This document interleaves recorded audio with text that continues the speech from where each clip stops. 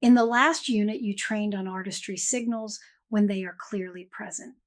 In this unit, we move to the harder call.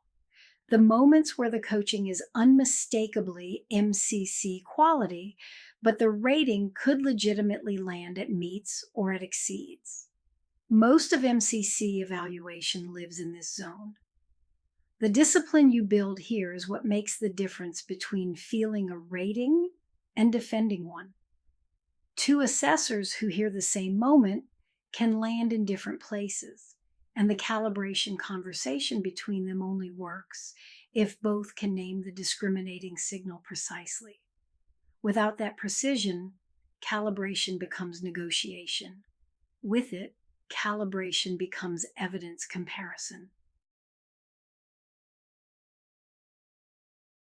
3 threshold moments from the same recording you have already started listening to.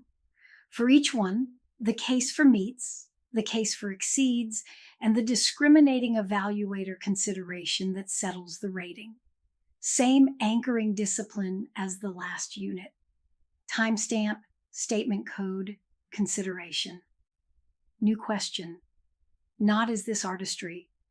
Now it is. When artistry is present, what makes the call defensible to another assessor? You will hear me argue both sides on each moment. That is the practice. Argue meets in full, argue exceeds in full, then name the discriminating signal that settles it. The argument is not for show. The argument is the rating. When you can articulate both cases cleanly and identify which one carries less reaching, you have done the work. 3 things to hold before we listen. First, most MCC evaluation lives at the meets-exceeds line. The line between proficient mastery and exemplary mastery is a single observation away. That is where calibration is tested. If your evaluation practice never has to make threshold calls, you are not yet at MCC level evaluation. You are still in the comfort of the obvious cases. Second, meets at MCC is mastery. Rating a moment. Meets is not a criticism. It is a precise statement that the coach demonstrated proficient mastery without the additional artistry signal that would lift it to exemplary. Below at MCC is the criticism. Meets is recognition. Many candidates need to hear that distinction explicitly because they have absorbed the assumption that anything less than exceeds is failure. It is not. Third, calibration discipline is naming the discriminating signal. I felt it is not defensible. The discriminating consideration is uniqueness, and the specific signal is the gesture and the phrasing. That is, the signal is the rating. Hold those 3 frames as you listen. Moment 1, 13 minutes, 13 seconds. The statement is M7.1, the coach partners with the client to expand perspective. The threshold call depends on tone. Listen carefully.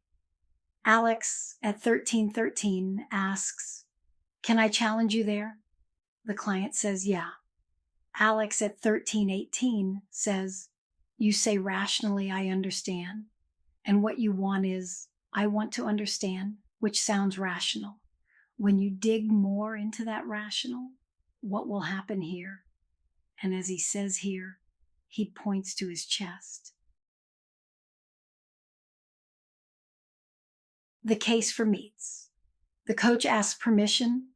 The coach names the gap precisely between the client's stated goal and her felt experience. The competency is clearly present and clearly used. If you strip this turn to its words alone and read it as a transcript, you would rate it meets without hesitation. M7.1 at the threshold. The case for exceeds. Permission opens artistry. The cognition versus somatic split is made visible through gesture and phrasing. The coach pointing to his chest while asking what will happen here. The transcript words alone do not show you that. The audio does. The discriminating signal is uniqueness. The gesture and the phrasing are distinctly this coach's, not replicable from a script. Another coach asking the same question without the gesture would land at meets. The gesture is what makes the moment unmistakably this coach. If you strip the gesture, the moment is meets. Clean, clear, competent. With the gesture, you have a coach in the room. That is what uniqueness sounds like at the threshold. The lesson here is mechanical. Sometimes the discriminating signal is in the audio, but not in the transcript.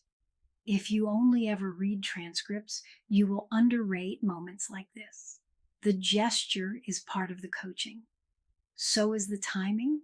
So is the breath in the coach's voice when he asks the question. All of that is in the audio. The transcript is a reduced trace. Moment 2, 18 minutes 24. The statement is M7.2. The coach shares insights or observations that support new awareness. The threshold call depends on attachment.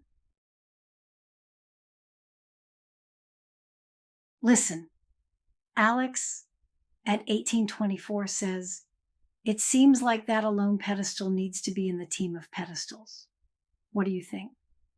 The client at 1836 says, "Yeah, that is why I have a big problem with this. It is not all me."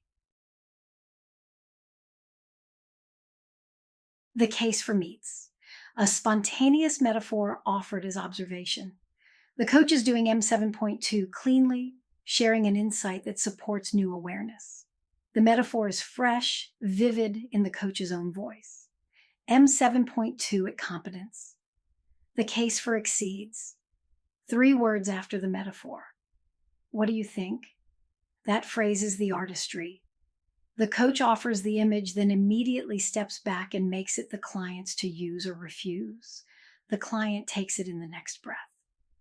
The discriminating signal is artistry, low attachment, immediate uptake by the client. The coach does not stay attached to the metaphor as a teaching point. The metaphor leaves his hands the moment it leaves his mouth, and the client carries it forward. Notice the test. If the coach had said, "What I am hearing is that a lone pedestal needs to be in the team of pedestals," and the client had thought about it for 10 seconds before responding, that would be meets. The discriminating signal is the speed and the framing.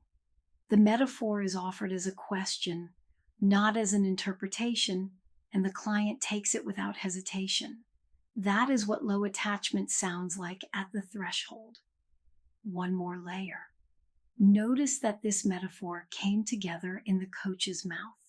It was not preformed before the coach started speaking. You can hear the construction in real time. That is spontaneous customization showing up underneath the artistry of attachment. Moment 3, 29 minutes 29. The statement is M4.4 paired with M7.2, empathy and insight share. The threshold call depends on landing. Listen, Alex at 2934 says, "You keep saying it is lonely and scary in front of the band, and what I am sensing, it is very lonely and scary always to have your back to the wall and always be on the lookout." The client at 2958 says, "Way too hard, thank you." The case for meets. The intuition share is well formed. It is offered without attachment. The coach is doing what M7.2 asks. The empathy is aligned with what the client has said.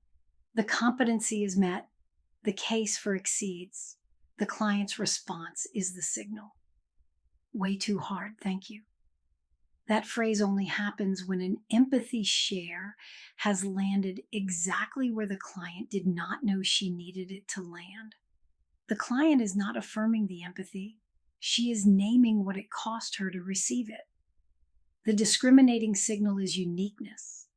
The empathy lands somewhere only this client can describe. The coach's intuition was not a generic empathic move. It was shaped to who this client is in this moment with this particular history surfacing. When you hear that response, you are listening to the client confirming the artistry on the coach's behalf. Way too hard, thank you, is the kind of phrase you cannot script for. The mechanical lesson is sometimes the discriminating signal is not in what the coach said. It is in how the client received it. The client's response is part of the evidence trail. If the client had said, yes, that resonates, the moment would be meets. The same coach turn with a different client response lands at a different rating. That is not unfair. That is what landing means in M4.4. And the response is the only way to read it. Hold the three together. Each moment could legitimately rate meets or exceeds. Each is settled by one specific evaluator consideration. Each requires evidence beyond the coaching field's MCC. When you write your rating, you are not writing exceeds because this is great coaching. You are writing exceeds because the discriminating signal is uniqueness in the gesture and the phrasing. Or exceeds because the artistry is in the low attachment and immediate uptake. Or exceeds because the empathy landed somewhere only this client could describe. That sentence is the rating. Everything else is just supporting evidence. The discipline of this naming is what makes your developmental feedback to a candidate useful.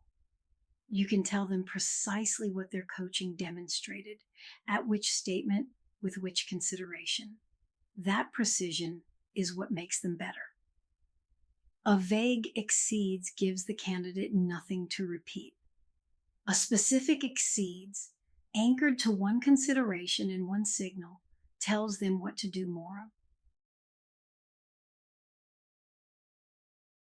Defensible at MCC is the discriminating signal.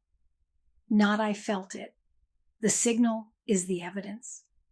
When two assessors disagree on a threshold call, the calibration conversation is the discriminating signal conversation. One says, the discriminating signal is uniqueness. The other says, I do not hear the gesture as decisive. They are not arguing about the coaching. They are arguing about the signal. That argument is productive. The signal is observable. Two assessors can listen again, point at the audio, and resolve. Calibration without that anchor is just two opinions in a room. Calibration with that anchor is professional practice. In the next video, one more threshold moment, the closing arc of this same session, and the calibration test that experienced MCC assessors apply to settle the call when they are working alone before they bring the recording to peer review.